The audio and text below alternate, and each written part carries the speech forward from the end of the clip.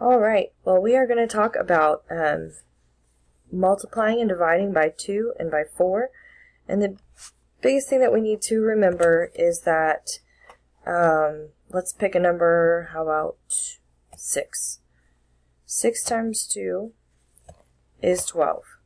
So when you multiply something by 2, you get 12. When you when you multiply 6 by 2, you get 12. When you double 6, you get 12. So, when we also, let's go to divide. So, I'm going to put 12 over here, because that's my whole number, divided by 2, or cut it in half, and I get 6. So, the two key terms that we're thinking about today are double and half. Okay, so now, if I do 6 times 4, it's like doubling 6 2 times. So 6 doubled is 12. Doubled again is 24. So it's a double-double.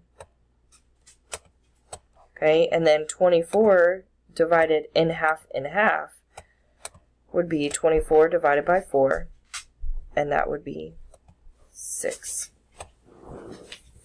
Okay.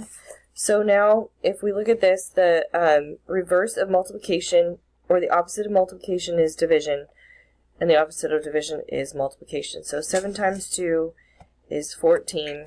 14 divided by 2 is 7. 7 times 2 is 14. 14 divided by 2 is 7. Okay, and let's get through to our double-doubles. 5 doubled is 10. Or 5 times 2 is 10. 10 times 2 is 20. And the neat thing is that 5 times 4 is 20. So if you double it twice, it's the same as multiplying by 4. Okay, so it's a way to do math inside your head. 20 divided by 2 is 10. And 10 divided by 2 is 5. Okay, so practice this. Give yourself some more numbers to work on. Let's do one backwards. Okay, 24 divided by 2, so 24 cut in half is 12, and then cut in half again is 6. So 24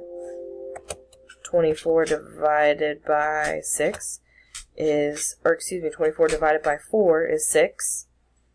Okay, so cut in half is the same as divided by 4. Alright, so practice these.